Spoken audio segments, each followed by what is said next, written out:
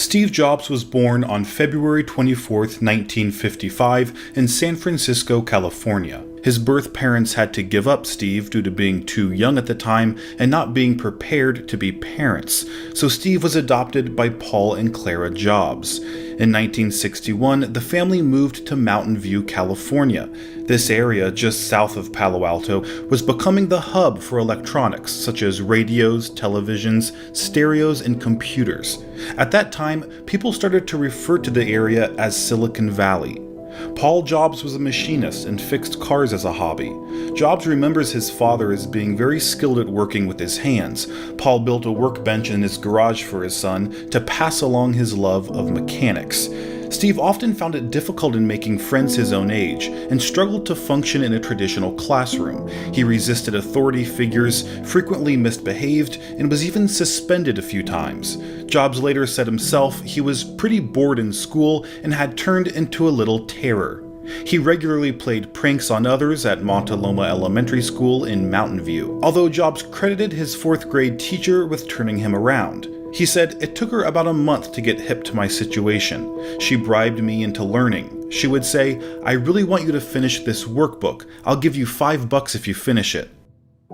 That kindled a passion in me for learning. I learned more that year than I think I learned in any other year in school. They wanted me to skip the next 2 years in grade school and go straight to junior high to learn a foreign language, but my parents very wisely wouldn't let it happen."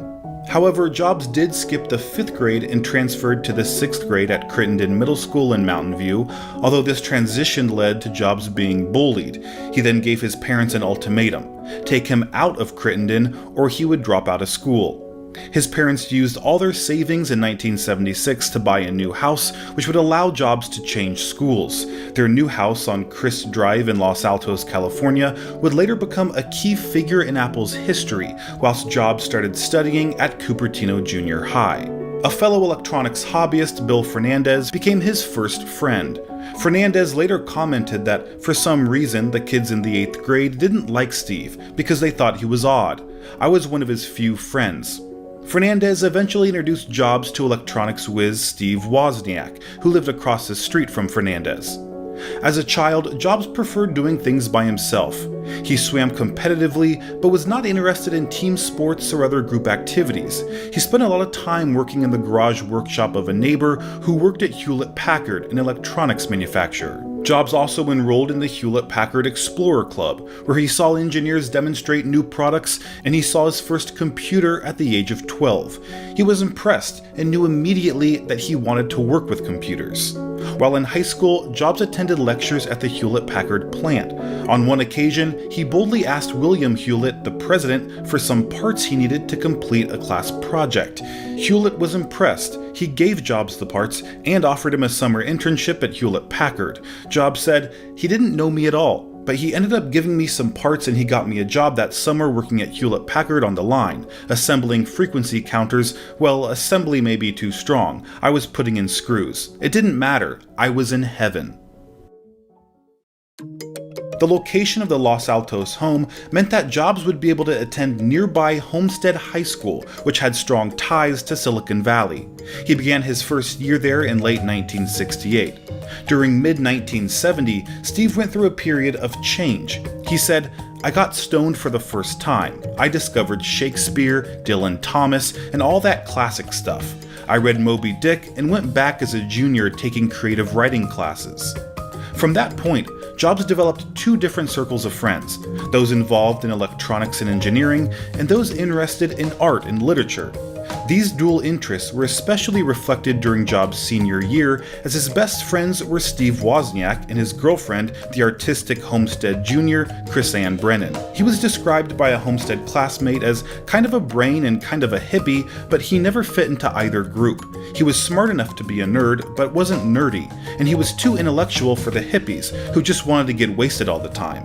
He was kind of an outsider. In high school, everything revolved around what group you were in, and if you weren't in a carefully defined group, you weren't anybody. He was an individual, in a world where individuality was suspect. Paul and Clara Jobs had made a pledge when they adopted Steve that they would send him to college, so they'd worked hard and saved dutifully for his college fund, which was modest but adequate by the time he graduated. However, Jobs, becoming even more willful-minded, did not make it easy. At first, he toyed with not going to college at all. "I think I might have headed to New York if I didn't go to college," he said. When his parents pushed him to go to college, he responded in a passive-aggressive way. He didn't consider state schools such as Berkeley, where Steve Wozniak was, despite that they were more affordable. Nor did he look at Stanford, just up the road and likely to offer a scholarship. The kids who went to Stanford, they already knew what they wanted to do, he said. They weren't really artistic. I wanted something that was more artistic and interesting. So instead, he insisted on applying only to Reed College, a private liberal arts school in Portland, Oregon that was one of the most expensive in the nation. He was visiting Steve Wozniak at Berkeley when his father called to say an acceptance letter had arrived from Reed, but he tried to talk Steve out of going there. So did his mother. It was more than they could afford. But similarly, their son responded with an ultimatum. If he couldn't go to Reed, he wouldn't go anywhere. So they relented as usual. Reed was known for its free-spirited hippie lifestyle, which combined somewhat uneasily with its rigorous academic standards. Steve enrolled at Reed to study physics and philosophy. Chrisanne Brennan remained involved with Jobs while he was at Reed. However, Steve soon decided to drop out of Reed College. He liked being there, however he didn't enjoy having to attend the required classes, although Jobs continued to go to classes he enjoyed, like calligraphy. During that time, the relationship between Jobs and Brennan broke down. In a 2005 commencement speech at Stanford University, Jobs stated that during this period he slept on the floor in friends' dorm rooms, returned Coke bottles for food money, and got weekly free meals at the local Hare Krishna temple. In that same speech, Jobs said, "If I'd never dropped in on that single calligraphy course in college, the Mac would have never had multiple typefaces or proportionally spaced fonts." In 1972, Wozniak had designed a low-cost digital blue box to generate the necessary tones to manipulate the telephone network, allowing free long-distance calls. Jobs decided that they could make money selling it. The two stopped making the boxes after they were nearly caught by police. Despite giving up on the venture, they reportedly made about $6,000 selling the blue boxes. Jobs said that if not for the blue boxes, there would have been no Apple, and that it showed them they could take on large companies and beat them. In mid-1973, when Jobs was 18, he moved back to the San Francisco area and began renting his own apartment. Brennan and Jobs' relationship was complicated by this stage. Jobs hitchhiked and worked around the West Coast, and Brennan would occasionally join him. Brennan wrote this in her diary: "Little by little, Steve and I separated, but we were never able to fully let go. We never talked about breaking up or going our separate ways, and we didn't have that conversation where one person says it's over." They continued to grow apart, but Jobs would still seek her out and visit her while she was working in a health food store or as a live-in babysitter. In 1973, Steve Wozniak designed his own version of the classic video game Pong. After finishing it, Wozniak gave the board to Jobs, who then took the game down to Atari in Los Gatos. Atari thought that Jobs had built it and gave him a job as a technician. Later, Atari's co-founder said, "The truth is that very few companies would hire Steve, even today. Why? Because he was an outlier. To most potential employers, he just seemed like a jerk in bad clothing. Steve was difficult but valuable. He was very often the smartest guy in the room, and he would let people know that." By early 1974, Jobs was living what Brennan describes as a simple life in a Los Gatos cabin, working at Atari and saving money for his impending trip to India. One of his friends had been to India and was urging Jobs to take his spiritual journey there too. He ended up reaching the foothills of Himalaya after days of traveling by train and bus. That's where he was supposed to see Neem Karoli Baba, but by the time Jobs got there, the guru had passed away. Despite the setback, Jobs still spent 7 months in India exploring his spirituality. He said, "The people in the Indian countryside don't use their intellect like we do. They use their intuition, and it's more developed than the rest of the world. Intuition is a very powerful thing, more powerful than intellect in my opinion. That's had a big impact on my work."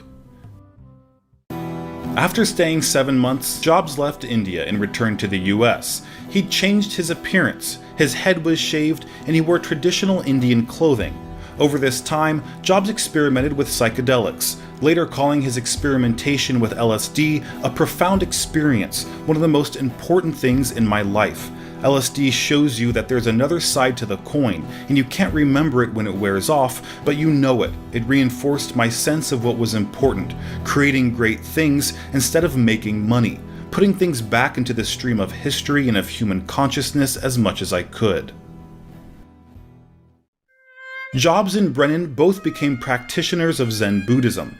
Jobs was living with his parents again in their backyard tool shed, which he had converted into a bedroom with a sleeping bag, mat, books, a candle, and a meditation pillow. He considered taking up monastic residence in Japan and maintained a lifelong appreciation for Zen. Jobs would later say that people around him who didn't share his counterculture roots couldn't fully relate to his thinking. Jobs then returned to Atari and was assigned to create a circuit board for the arcade video game Breakout. According to Bushnell, Atari offered $100 for each TTL chip that was eliminated in the machine. Jobs himself had very little knowledge of circuit board design and made a deal with Wozniak to split the fee evenly between them if he could minimize the number of chips. Much to the amazement of Atari engineers, Wozniak reduced the TTL chip count from 96 to 46, a design so tightly integrated that it was impossible to reproduce on an assembly line. According to Wozniak, Jobs told him that Atari gave him only $700 instead of the $5,000 paid out, and that Wozniak's share was thus $350. It was only later that Wozniak found out about this, to which he said, I cried quite a bit when I read that in a book." It was around this time that Jobs and Wozniak attended meetings of the Homebrew Computer Club in 1975, which was a stepping stone to the development and marketing of the first Apple computer.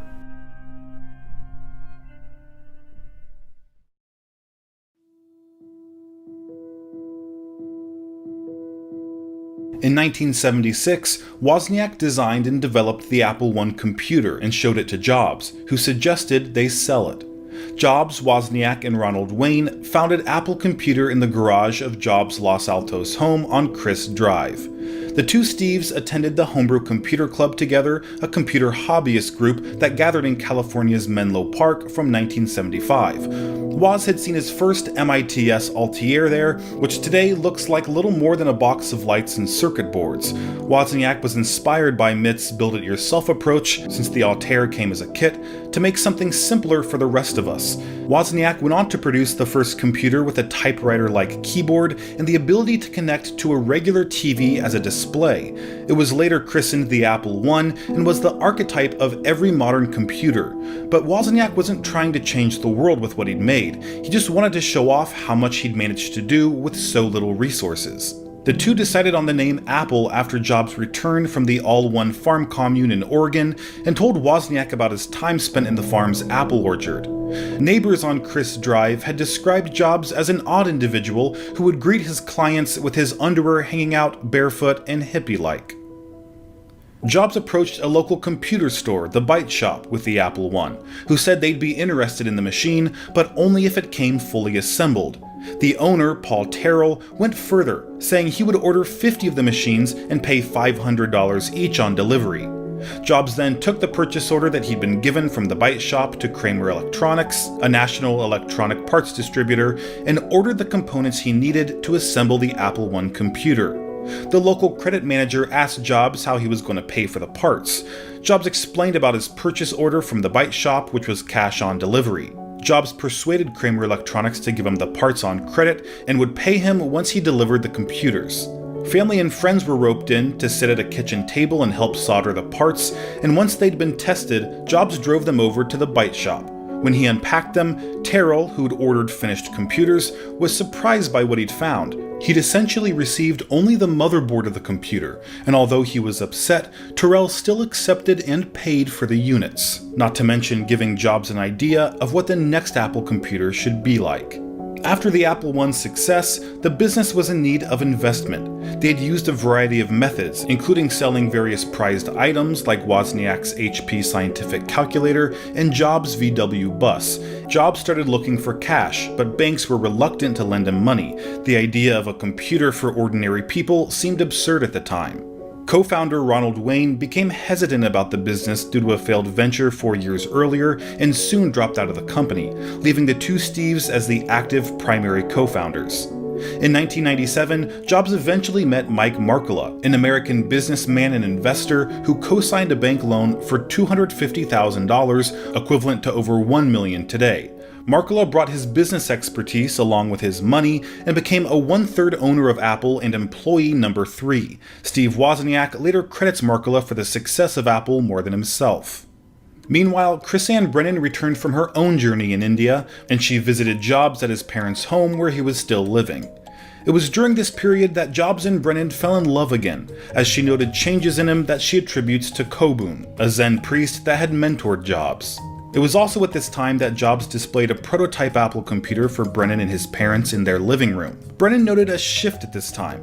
By early 1977, she and Jobs would spend time together at her home at Duvneck Ranch in Los Altos, which served as a hostel and environmental education center. Brennan also worked there as a teacher for children who came to learn about the farm. Wozniak and Jobs had soon moved on from the Apple I. Many of the design features of the computer were due to the limited amount of money they had to construct the prototype. But with the income from the sales of Apple I and recent investments, they were able to start construction of a greatly improved machine, the Apple II. The two Steves presented it to the public at the first West Coast Computer Fair in April 1997. The main difference internally was a completely redesigned TV interface, which held the display in memory. Now not only useful for simple text display, the Apple II included graphics and eventually color. Meanwhile, Jobs pressed for a much improved case and keyboard with the idea that the machine should be complete and ready to run out of the box. Jobs usually went to work wearing a black long-sleeve mock turtleneck, blue Levi jeans, and New Balance 991 sneakers. He said his choice was inspired by that of Stuart Gemin, a noted applied mathematics professor at Brown University. Jobs liked the idea of having a uniform for its daily convenience and maintaining a signature style. As Jobs became more successful with his new company, his relationship with Brennan grew more complex. In 1997, the success of Apple was now part of their relationship, while Brennan and Jobs moved into a house near the Apple office in Cupertino. Brennan eventually took a position in the shipping department at Apple. The relationship between Brennan and Jobs was deteriorating as his position with Apple grew, and she began to consider ending the relationship through small changes. In October 1997, Brennan was approached by Rod Holt, who was Apple's 5th employee and developed the unique power supply for the Apple II, who asked her to take a paid apprenticeship designing blueprints for the Apples. Both Holt and Jobs felt that it would be a good position for her, given her artistic abilities. Holt was particularly eager that she take the position and puzzled over her ambivalence toward it. Brennan's decision, however, was overshadowed by the fact that she realized she was pregnant and that Jobs was the father. It took her a few days to tell Jobs, whose face, according to Brennan, turned ugly at the news. At the same time, according to Brennan, at the beginning of her 3rd trimester, Jobs never wanted to ask her to get an abortion. But he also refused to discuss the pregnancy with her. Brennan herself was confused about what to do. She didn't feel comfortable with the idea of having an abortion, and she chose to discuss the matter with Kobun, who encouraged her to keep the baby and pledged his support. Meanwhile, Holt was waiting for her decision on the internship. Brennan stated that Jobs continued to encourage her to take the job by saying, "Be pregnant and work at Apple. You can take the job. I don't get what the problem is." Brennan, however, notes that she felt so ashamed at the thought of having a growing belly in a professional work environment with the child being Jobs. Brennan turned down the internship and decided to leave Apple altogether. She stated that Jobs told her, "If you give up this baby for adoption, you'll be sorry, and I'm never going to help you." She would sometimes ask Jobs for money, but he always refused.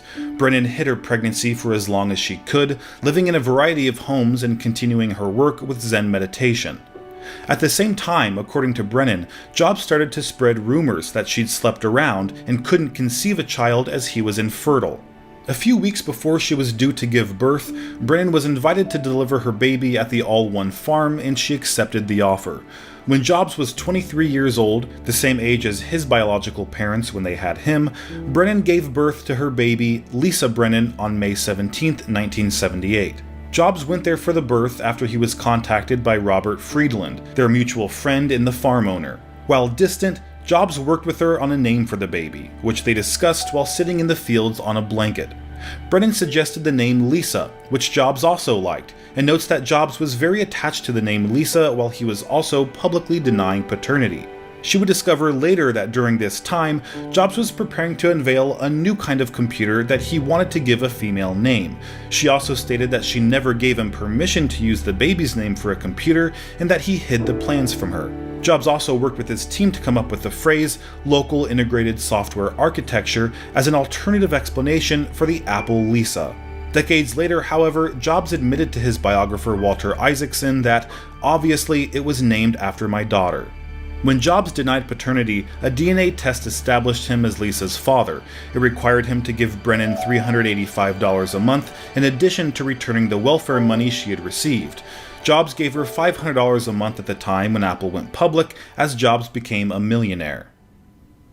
On December 12, 1980, Apple launched the initial public offering of its stock to the investing public. It generated more capital than any IPO since Ford Motor Company in 1956 and instantly created more millionaires, about 300, than any company in history. Several venture capitalists cashed out, reaping billions in long-term capital gains. Jobs was worth over $1 million in 1978 when he was just 23 years old. This grew to over $250 million by the time he was 25. He was also one of the youngest people to ever make the Forbes list of the nation's richest people, and one of the only handful to have done it themselves, without inherited wealth. While the Apple II was already established as a successful business-ready platform because of VisiCalc, Apple was not content. The Apple III was designed to take on the business environment, released on May 19, 1980. The Apple III was a relatively conservative design for computers of the era. However, Steve Jobs didn't want it to have a fan. Instead, he wanted the heat generated by the electronics to be dissipated through the chassis of the machine, foregoing the cooling fan. However, the physical design of the case was not sufficient to cool the components inside it. By removing the fan from the design, the Apple III was prone to overheating. This caused the integrated circuit chips to disconnect from the motherboard. Customers who contacted Apple customer service were told to raise the computer 6 inches in the air and then let go, which would cause the ICs to fall back into place. Thousands of Apple III computers were recalled. A new model was introduced in 1983 to try and rectify the problems, but the damage was already done.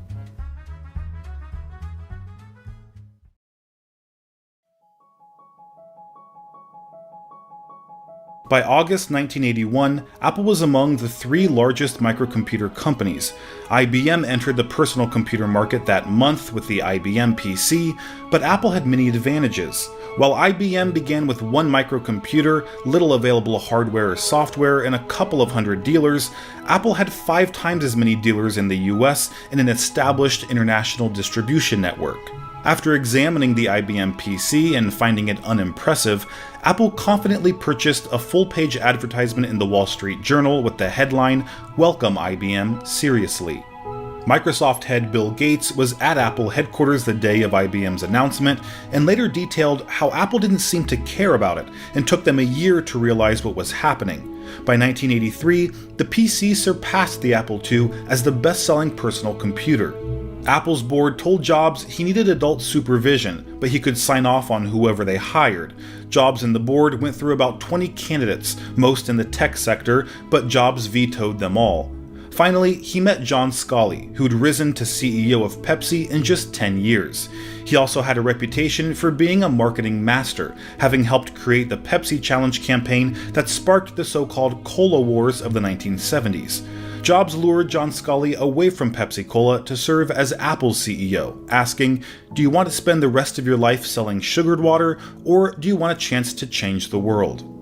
Apple Computer's business division was focused on the Apple III, a failing iteration of the text-based computer. Simultaneously, the Lisa Group worked on a new machine that would feature a completely different interface and introduce the words mouse, icon, and desktop into the vocabulary of the computing public.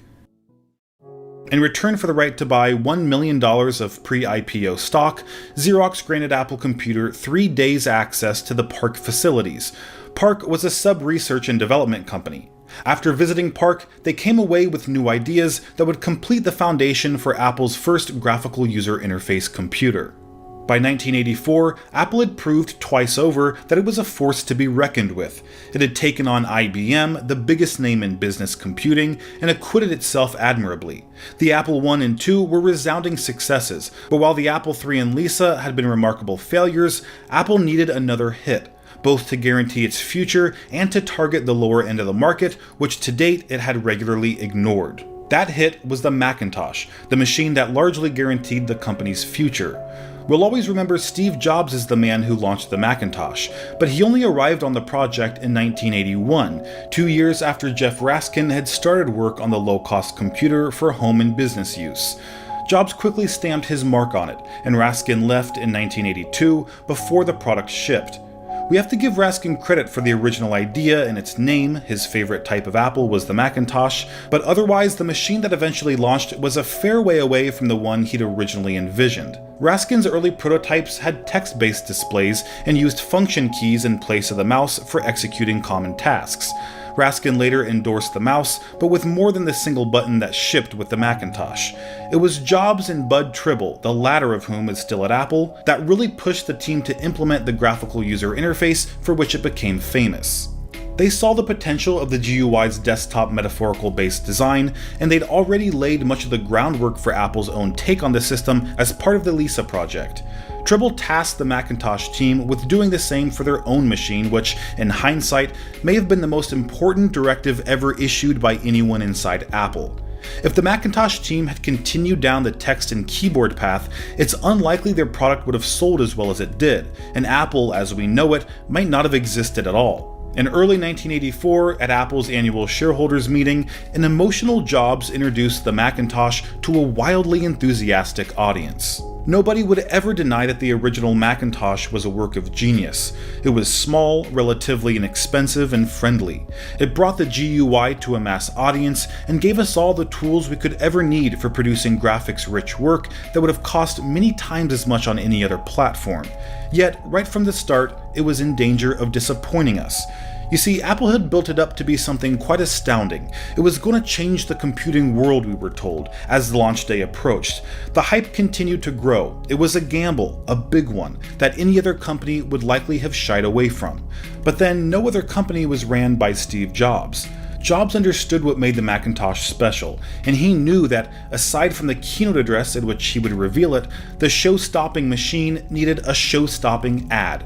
He put in a call to Apple's agency and tasked them with filling 60 seconds during the third quarter break of Super Bowl XVIII.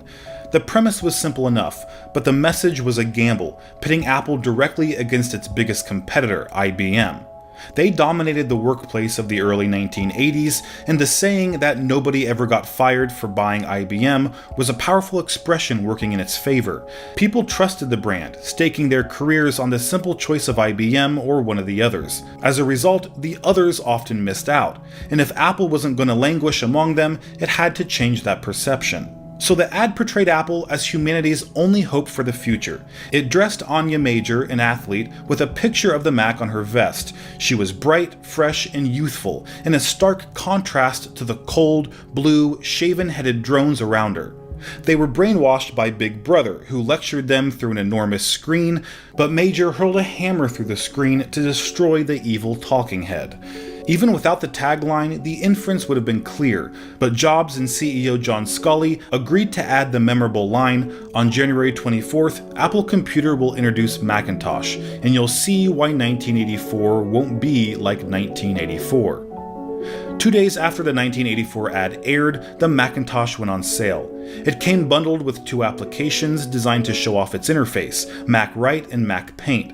Although the Mac garnered an immediate enthusiastic following, it was too radical for some, who labeled it as a mere toy. Because the machine was entirely designed around the graphical user interface, existing text mode and command-driven applications had to be redesigned, and the programming code rewritten. This was a challenging undertaking that many software developers shied away from, and resulted in an initial lack of software for the new system. It had all been good news for Apple so far. The company was still young, but going from strength to strength, and it offered some serious competition for its larger, longer established rivals. Scully and Jobs' management styles were wildly different though, and it's perhaps inevitable that this led to some conflicts between the two men. Scully didn't like the way that Jobs treated other staff members, and the two came to blows over more practical matters, including the price of the Macintosh. From the moment of its inception, the Macintosh was always supposed to be a computer for the rest of us, keenly priced so that it would sell in large numbers. The aim was to put out a $1,000 machine, but over years of development, as the project became more ambitious, this almost doubled.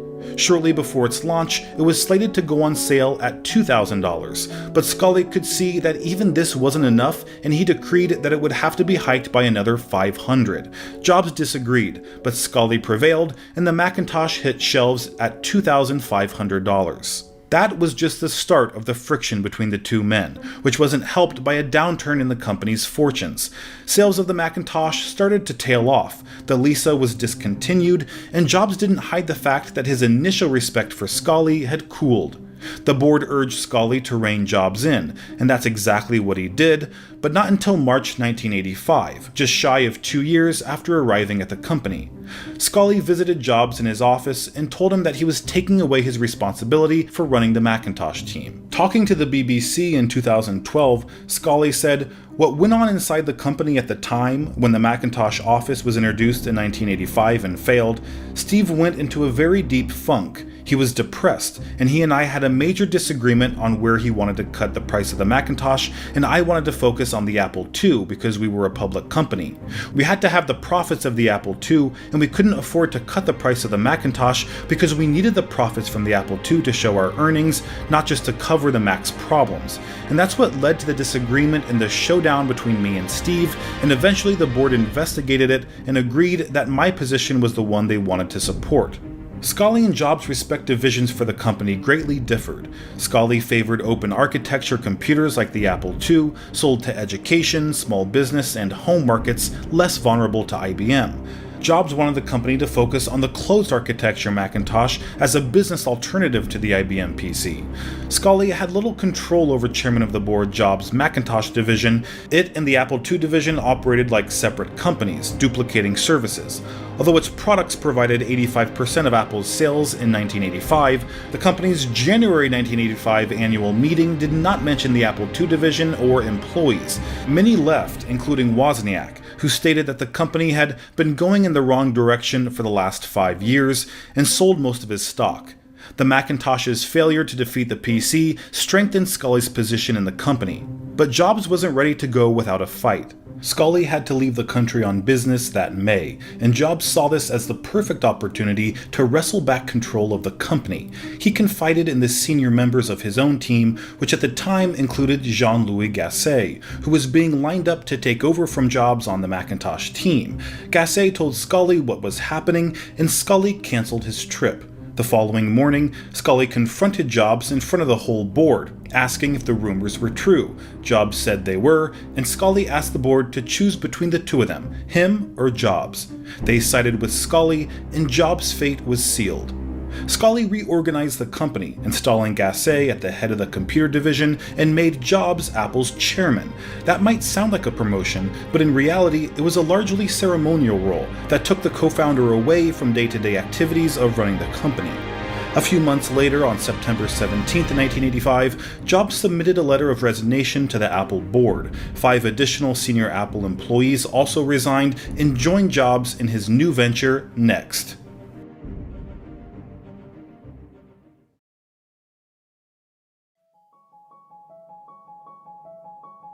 Jobs later explained that the industry went into a recession and Scully didn't know what to do. He said there was a leadership vacuum at the top of Apple, and there were strong general managers running divisions at Apple, but a lack of leadership. Jobs described John Scully as having an incredible survival instinct, so that when the going got tough, he blamed all Apple's problems on Jobs, mentioning that you don't become one of the top CEOs in corporate America without learning how to survive. Steve Jobs said he hired the wrong guy. Following his resignation from Apple in 1985, Jobs founded Next Inc. with $7 million. A year later, he was running out of money and sought venture capital with no product on the horizon. Eventually, Jobs attracted the attention of billionaire Ross Perot, who invested heavily in the company. The Next computer was shown to the world in what was considered Jobs' comeback event, a lavish, invitation-only gala launch that was described as a multimedia extravaganza.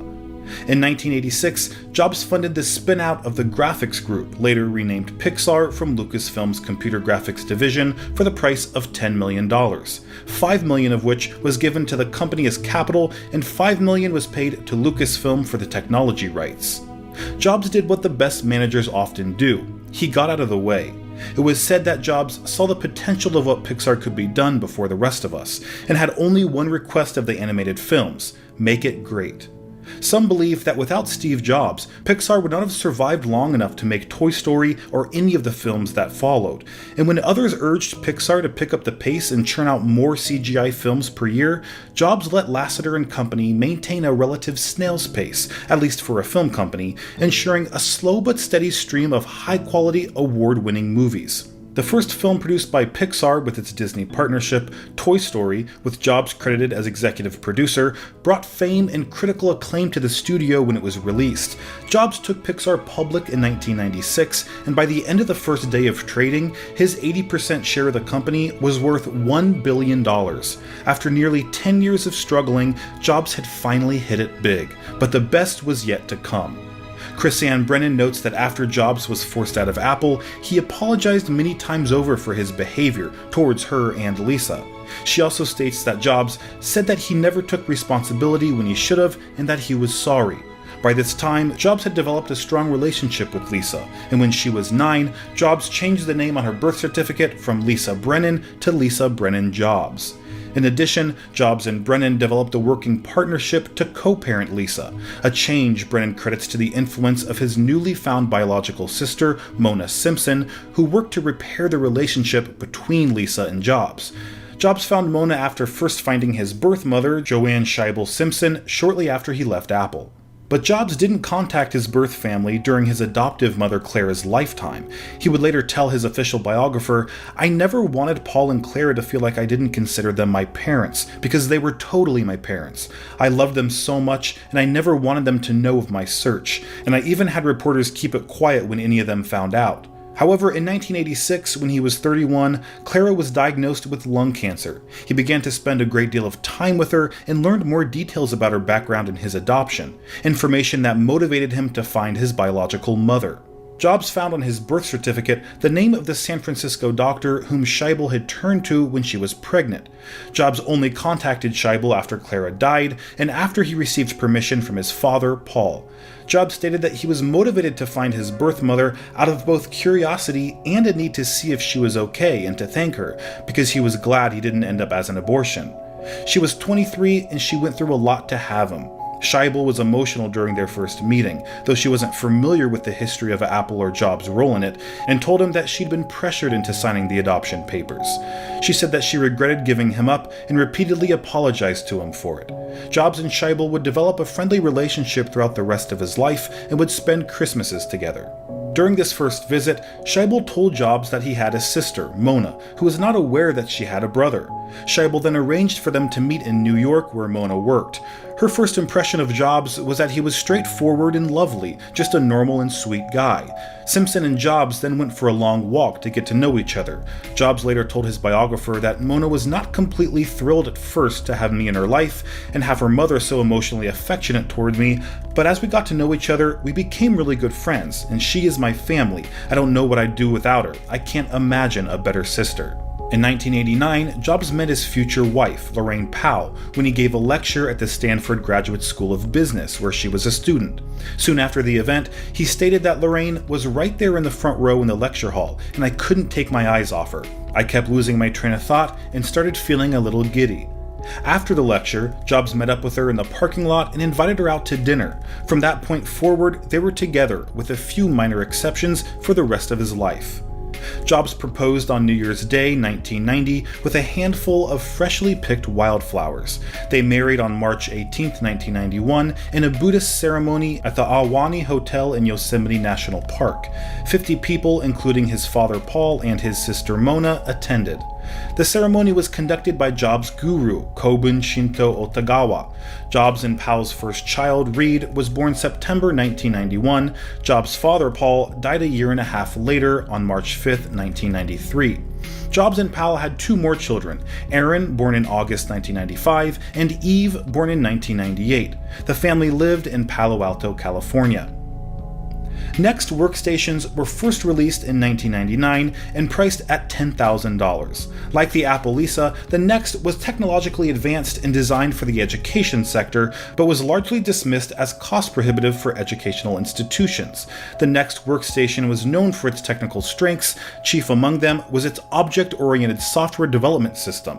Jobs marketed Next products to the financial, scientific, and academic community, highlighting its innovative experimental new technologies, such as the Mach kernel, the digital signal processor chip, and the built-in Ethernet port.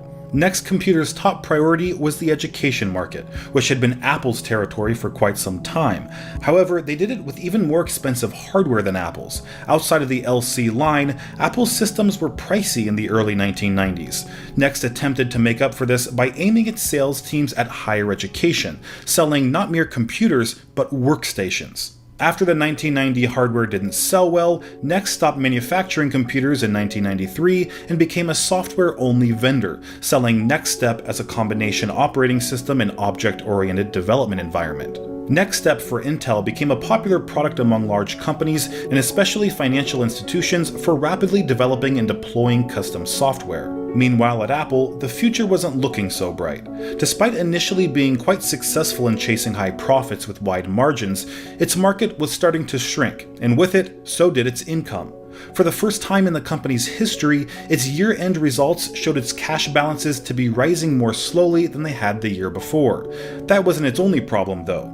IBM had been out-earning Apple since the mid-1980s when it established itself as the dominant force in office computing. There was little indication that this would change anytime soon, and to make matters worse, Apple's key differentiator was about to be dealt a close to lethal blow. Microsoft was gearing up for Windows 3, a direct competitor to the all-graphical Macintosh system software. Apple Computer bought Next in 1996 after its own efforts to upgrade the Macintosh operating system failed. After the sale, Steve Jobs first began working as an advisor, but was later appointed acting CEO and then finally CEO of the entire company. Apple said that Next's strengths in development software and operating environments would be combined with Apple's ease of use and multimedia software. Apple initially said that NextStep features would be used in its own operating system, macOS. Soon after Apple closed the deal, however, NextStep became the foundation on which all future Apple operating systems, including today's macOS, could be traced. Next failed to achieve most of its objectives and burned a ton of cash in the process, but the hardware and software wasn't without technical qualities. Some writers, like Randall Strauss and Steve Jobs in The Next Big Thing, would pin the business failure mostly on Jobs and his personality, who famously micromanaged everything, insisted on bizarrely difficult and expensive positions, alienated important partners, and pivoted wildly as they ran out of money and investors. However, this failure taught him so much that he was finally able to become a great CEO when he returned to Apple in the late 90s. Steve Wozniak explained in a 2013 interview that while Jobs was at Next, he was really getting his head together. In 1996, Apple announced that it would buy Next for $427 million. The deal was finalized in February 1997, bringing Jobs back to the company he had co-founded. Jobs terminated a number of projects, including the Newton, CyberDog, and OpenDoc. In the coming months, many employees developed a fear of encountering Jobs while riding the elevator, afraid that they might not have a job when the doors opened. The reality was that Jobs' summary executions were rare, but a handful of victims was enough to terrorize a whole company. Jobs also changed the licensing program for Macintosh clones, making it too costly for manufacturers to continue making machines.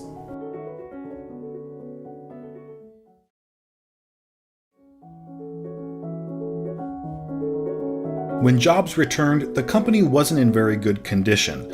Apple had begun to flounder as cheap PCs running Windows flooded the market. Jobs found himself in the driver's seat again and took some drastic steps to turn the company around. Jobs summoned Apple's top employees to the auditorium and, wearing shorts and sneakers, got up on stage and asked everyone to tell him, quote, "What's wrong with this place?" After some murmurings and uncertain responses, Jobs cut everyone off. He said, "It's the products. So what's wrong with the products? The products suck. There's no sex in them anymore." And that's because while Jobs was away, Apple started to lose their iconic identity, which was a trademark of Steve Jobs' influence. Prices went up, and Macs suddenly stopped selling. The product line proliferated and became so fragmented that it was impossible to tell the difference between models. This not only confused customers, but also sales associates, and Apple's image was damaged in the process. Jobs started making steps to put back in place the Apple he had originally built. This started at the 1997 Macworld Expo. Steve Jobs announced that Apple would be entering into a partnership with Microsoft. Included in this was a 5-year commitment from Microsoft to release Office for Macintosh, as well as a $150 million investment, as well as Apple and Microsoft agreeing to settle a long-standing dispute over whether Microsoft Windows operating system infringed on any of Apple's patents. Jobs used the money to ramp up advertising and highlight the products Apple already offered, while choking off R&D money into non-producing areas. One of Jobs' first moves as new acting CEO was to develop the iMac, which bought Apple time to restructure. The original iMac integrated a CRT display and CPU into a streamlined, translucent plastic body. The line became a sales success, moving about 1 million units each year. It also helped reintroduce Apple to the media and public, and showcased the company's new emphasis on design and aesthetics. Through Jobs' guidance, the company increased sales significantly with the introduction of the iMac and other new products. Their appealing designs and powerful marketing worked well for Apple, and at the 2000 Macworld Expo, Jobs officially dropped the interim modifier from his title and became Apple's permanent CEO. In May 2001, after much speculation, Apple announced the opening of their own retail stores to be located throughout major US computer buying markets. The stores were designed for two primary purposes: to stem the tide of Apple's declining share of the computer market and to respond to poor marketing of Apple's products at third-party retail outlets. Another initial selling point was the original incarnation of the Genius Bar, which featured pictures of Albert Einstein and other famous geniuses who had been included in Apple's Think Different ads of the time. Jobs positioned the in-store geniuses as able to answer customers' questions, and if they couldn't, there was a landline to someone in Cupertino who could. More than 500 fans lined up at the Tyson's store starting before dawn that first day. Over the weekend, Tyson's in Glendale hosted more than 7,500 visitors and sold a combined $600,000 in products over the first 2 days. In the years following, the Apple Store has grown to more than 500 locations in over 20 countries. It surged in growth despite troubling times for the retail sector, especially in the consumer electronics space. While helping to drive Apple's own growth and playing a key role in the launches of iPod, iPhone, iPad, and more, the Apple Store also forever changed the look of computer and electronics retail. And that look has been widely imitated, from Microsoft launching a chain of lookalike stores to Sony attempting the same to actual knockoff Apple stores in China. However, in order to grow faster, Apple needed something other than the Mac. The company subsequently branched out, introducing and improving upon other digital devices. Portable MP3 players had been around since the mid-90s, but Apple found that everyone on the market offered a lackluster user experience. Steve Jobs had a strong term for gadgets like that: crap. Everyone at Apple agreed. Flash memory-based players of the era held only about 15 songs.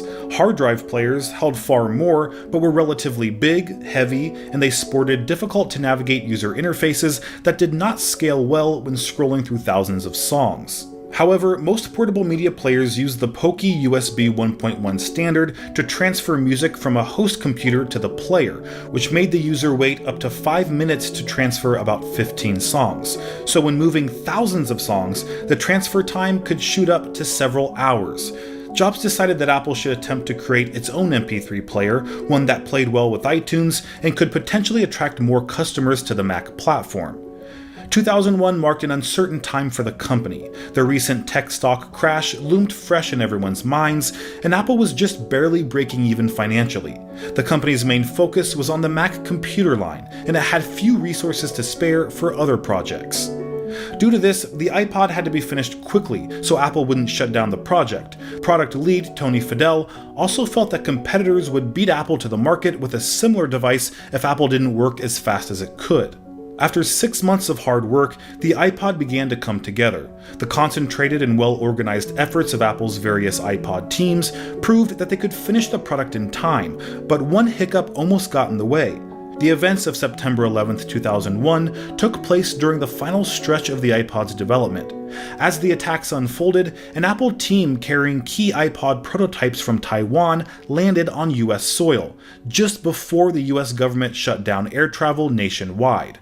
The iPod prototypes made it in time. The first iPod shipped in November 2001, and to date, Apple has sold more than 304 million units across 4 different models. With the successful introduction of the iPod, the company entered the mobile device and music distribution industries, giving an enormous boost to Apple's revenue. In 2003, Apple launched the iTunes Music Store with 200,000 songs sold at 99 cents each, giving people a convenient way to buy digital music legally. It sold 1 million songs in its first week, and music expert Mark Mulligan described Jobs as single-handedly pulling the music industry into the digital age. Before Apple launched iTunes, Jobs had met with dozens of musicians in the hopes of corralling record labels into going along with the iTunes plan. One of the people Jobs pitched to was prominent trumpet player Wynton Marsalis. Marsalis said Jobs talked for 2 hours straight. He was a possessed man, he said. After a while, I started looking at him and not the computer because I was so fascinated with his passion. Pitching and selling was a key part of Jobs' repertoire. He was one of the world's best presenters. His keynote speeches captivated audiences and have become a staple to the Apple brand. He didn't just announce a new Apple product, he found ways to get the audience as excited as possible while masterfully making that Apple product the next must-have item. Jobs' passion shone through each and every presentation, which resonated with the audience. He was both admired and criticized for his skill at persuasion and salesmanship, which has been dubbed the reality distortion field, and was particularly evident during his keynote speeches, colloquially known as Steve Notes, at Macworld Expos and at Apple Worldwide Developer Conferences. However, in October 2003, Jobs was diagnosed with cancer. In mid-2004, he announced to his employees that he had a cancerous tumor in his pancreas. The prognosis for pancreatic cancer is usually very poor, but Jobs stated that he had a rare, much less aggressive type. Despite his diagnosis, Jobs resisted his doctor's recommendations for medical intervention for 9 months, instead relying on an alternative medicine to thwart the disease. According to Harvard researcher Ramsey Amri, his choice of alternative treatment led to an unnecessarily early death.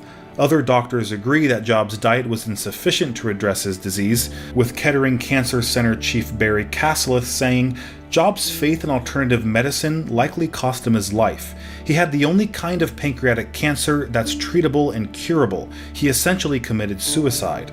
According to Jobs' biographer Walter Isaacson, he refused to undergo surgery for his cancer because, quote, he didn't want his body being opened, a decision Jobs later regretted as his health declined.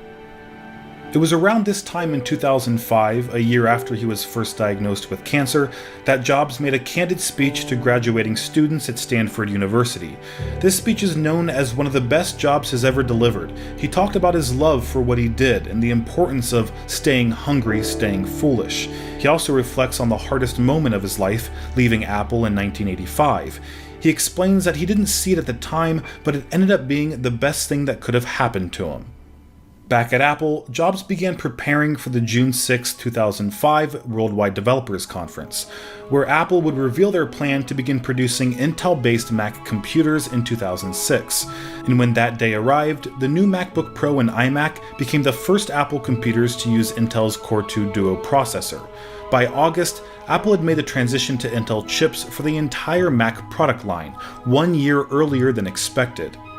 All these great performances and products helped to boost Apple's stock price, which increased more than tenfold between early 2003 and 2006, from around $6 per share to over $80.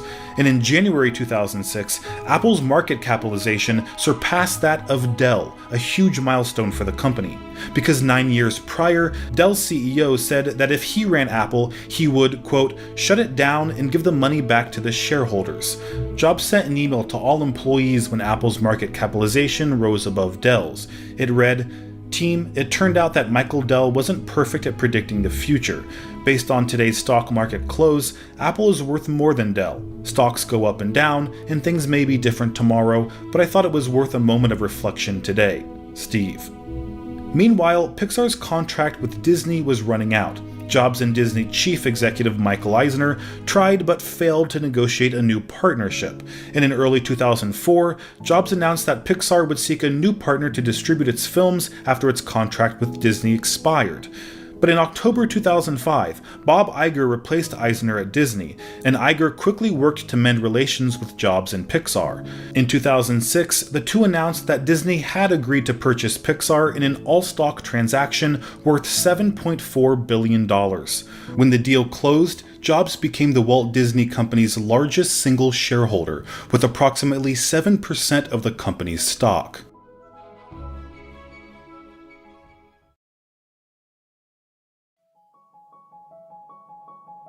In January 2007, Apple entered the smartphone business with the introduction of the iPhone. It included a touch display, all the features of an iPod, and an internet browser.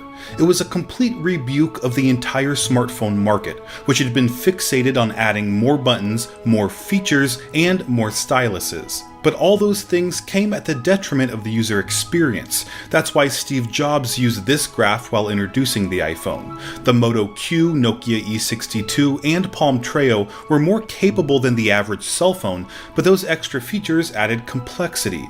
The iPhone set out to deliver the best of both worlds, the most feature-filled phone ever, while also being the easiest to use. And it all started by eliminating what Steve Jobs had loathed throughout his entire career: buttons.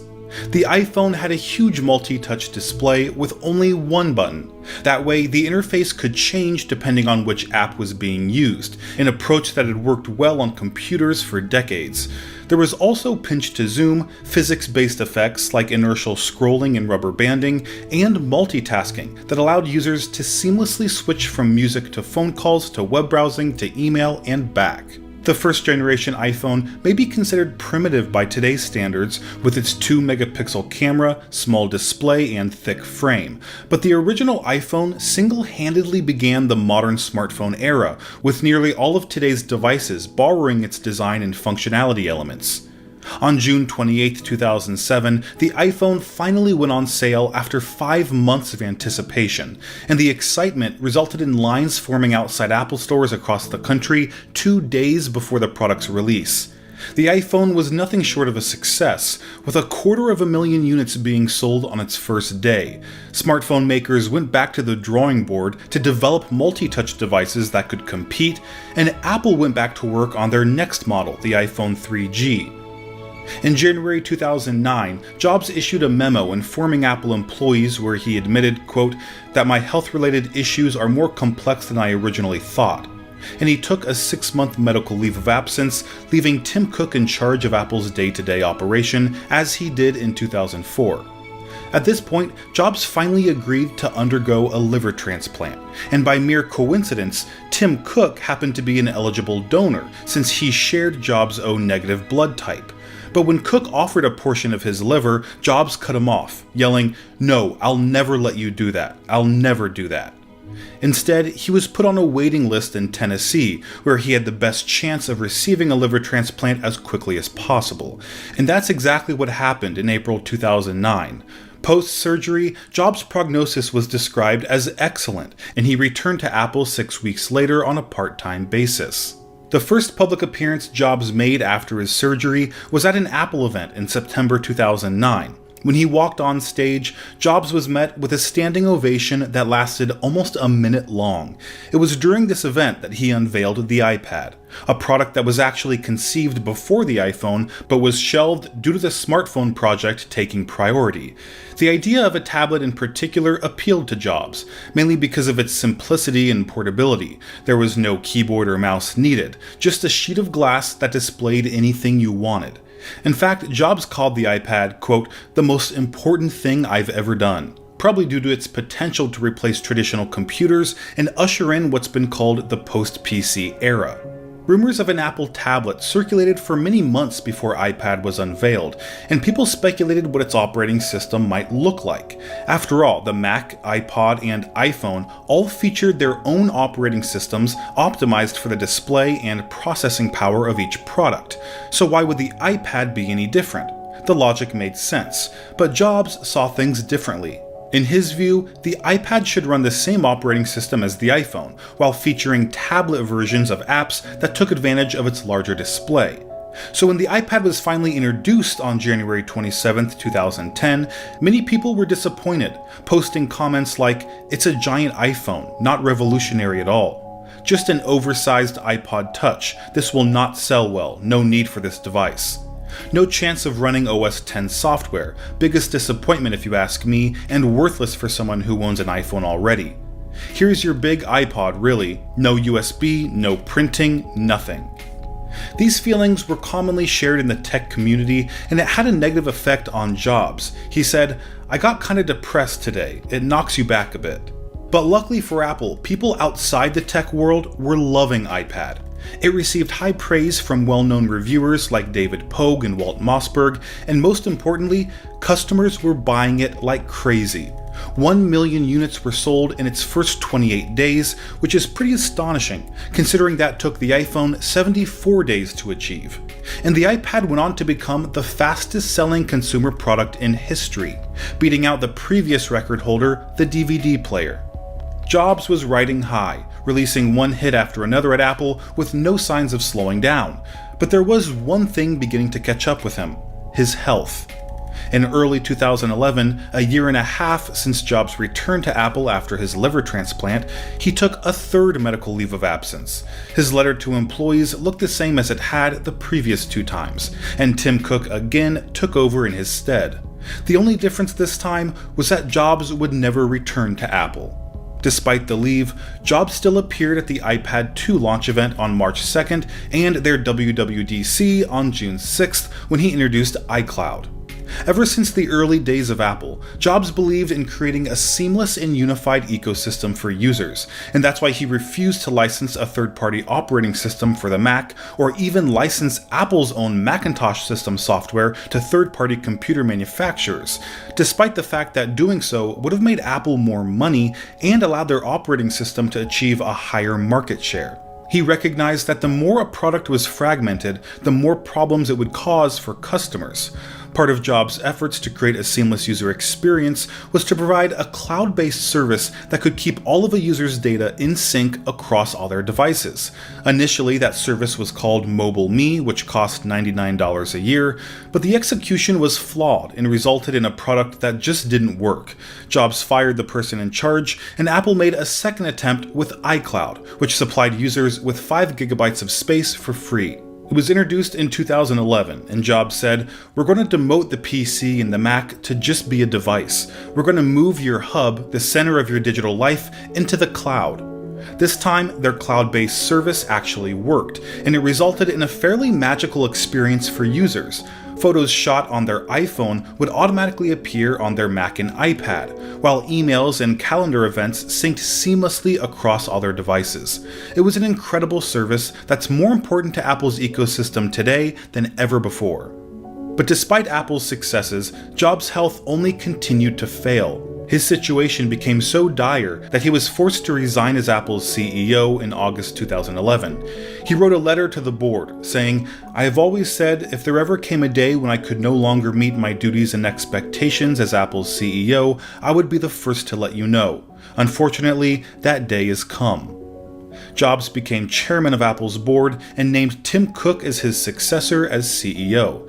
As chairman, Jobs continued to work for Apple until the day before his death 6 weeks later. He passed away at his Palo Alto home around 3 p.m. on October 5th due to complications from a pancreatic tumor that resulted in respiratory arrest. His wife, children, and sisters were at his side. Mona Simpson described his death, saying, "Steve's final words, hours earlier, were monosyllables, repeated 3 times. Before embarking, he'd looked at his sister Patty, then for a long time at his children, then at his life's partner, Lorraine, and then over their shoulders past them. Steve's final words were, 'Oh wow, oh wow, oh wow.' He then lost consciousness and died several hours later." A small private funeral was held on October 7th, the details of which, out of respect for Jobs' family, were not revealed. For 2 weeks following his death, Apple displayed a photo of Jobs on their homepage in remembrance. On October 19th, a private memorial service was held on Apple's campus. Jobs' widow, Lorraine, was in attendance, as well as Cook, Bill Campbell, Norah Jones, Al Gore, and Coldplay. Some of Apple's retail stores closed briefly so employees could attend the memorial. A video of the service was made available publicly on Apple's website. Jobs was one of the most innovative and influential entrepreneurs of our time. He left a legacy that'll be marveled over and studied for decades. Despite his humble beginnings, Jobs was able to build the most valuable brand in the world and revolutionize several industries. His identity was so intertwined with Apple's that when he resigned, many predicted the company's decline, claiming that they'd no longer be able to innovate without their visionary leader. But many people failed to recognize the most crucial gift Jobs left behind: his philosophy. When he was forced out of the company in 1985, John Scully didn't share Jobs' beliefs about what made a product great.